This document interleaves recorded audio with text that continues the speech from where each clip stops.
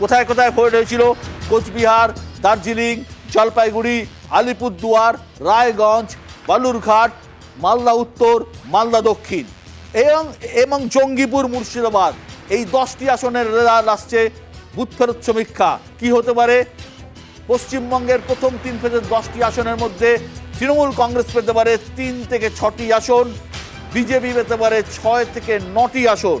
গতবারের রেজাল্টও ঠিক এরকমই ছিল। গতবারে তৃণমূল কংগ্রেস 3টিই ছিল, আমার যদ্দূর মনে পড়ছে। তৃণমূল 2টি ছিল, মাফ করবেন 2টি ছিল, কারণ 7টি আসন বিজেপির ছিল, 1টি আসন মালদা দক্ষিণ যেটা ডালুবাবু জিতেছিলেন সেটা কংগ্রেসের ছিল, আর তৃণমূলের 2টি ছিল, খুব সম্ভবত জঙ্গিপুর এবং মুর্শিদাবাদ। এবারে কিন্তু তৃণমূলের পক্ষে 3 থেকে 6টি, অর্থাৎ তৃণমূল যদি খুব খারাপও ফল করে উত্তরবঙ্গে কিন্তু তৃণমূল খাতা খুলছে। তারা কিন্তু উত্তরবঙ্গে কিন্তু ওই বেল্টে ভালো রেজাল্ট করছে। আবার সর্বাধিক 6টি আসন দেওয়া হচ্ছে। 6টি আসন যদি তৃণমূল পায় সেক্ষেত্রে কিন্তু বিজেপির ব্যাপক ব্যাপক ব্যাপক ক্ষতি হচ্ছে। উত্তরবঙ্গের যে গেরুয়া মাটি, সেই গেরুয়া মাটি অনেকটাই আলগা হয়ে যাবে যদি 6টা আসন তৃণমূল কংগ্রেস পায়।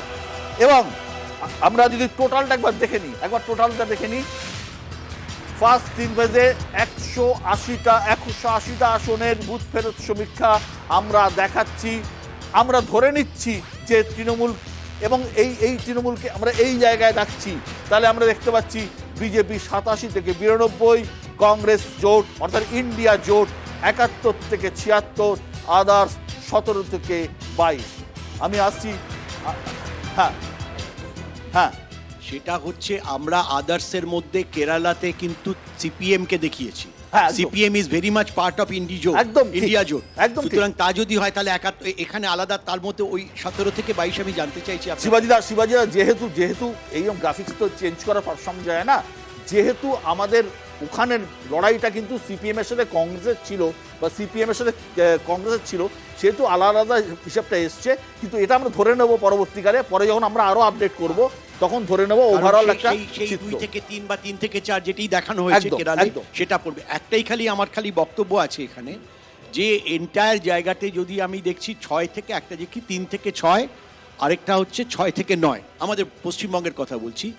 3 থেকে 6-এর মধ্যে ম্যাক্সিমাম যেটা চান্স আছে যদি 6টা পায়, যদি ধরে নিই তর্কের খাতিরে 6 তৃণমূল পাচ্ছে, তাহলে কিন্তু এটা তো 6 তো আর থাকবে না, তখন তো এটা 6-এর থেকেও নেমে যাবে। বিজেপির তো কারণ 10টা আসনে যদি কংগ্রেস আর লেফট কিছুই না পায়, আমি ধরে নিচ্ছি ঈশা খান চৌধুরীর একটা সম্ভাবনা ছিল বলে বলা হচ্ছে, তিনিও যদি না পান তাহলে সেক্ষেত্রে তো এটা 4-এ নামবে। তাহলে এই হিসাবটা 6 থেকে 9 আমি বুঝতে পারছি। অঙ্কের বিচারে এই কনফিউশন। একটা উত্তর দিই সুবেদা, আপনি যদি পুরো স্টাডিটা দেখেন তাহলে দেখবেন সবচেয়ে ইন্টারেস্টিং যেটা বিহার, যেখানে বিজেপি গতবার 40-এর মধ্যে 39 পেয়েছিল, অলরেডি প্রথম 20টার মধ্যে বিজেপি 6টা লুজ করছে।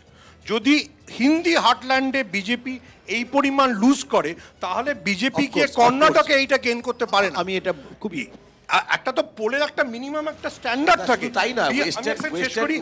বিহারে বা ওয়েস্টার্ন ইউপিতে যদি বিজেপি এই লস করে তাহলে বিজেপির পক্ষে কর্ণাটক বা তেলেঙ্গানা গেইন করা সম্ভবই না। প্রথম 3 দফা একই জায়গায় শুনুন, আমি মেনে নিয়েও বলছি এবারের গোটা নির্বাচনে, এটা আমার সাংবাদিক হিসেবে মনে হয় যে গোটা নির্বাচনে কোনো ন্যাশনাল এজেন্ডা ছিল না, ন্যাশনাল ইস্যু ছিল না। অবশ্যই ন্যাশনাল এজেন্ডা ছিল না। সেই জন্যই বিহারে যেখানে বিজেপি অতটা সাকসেসে ছিল সেখানে বিজেপি 25% লস করছে। আর যেখানে কর্ণাটকে যেখানে নতুন গভর্নমেন্ট হয়েছে, যেখানে প্রজ্জ্বল রেভান্নার মতো স্থানীয় ইস্যু রয়েছে, সেখানে বিজেপি সুইপ করছে।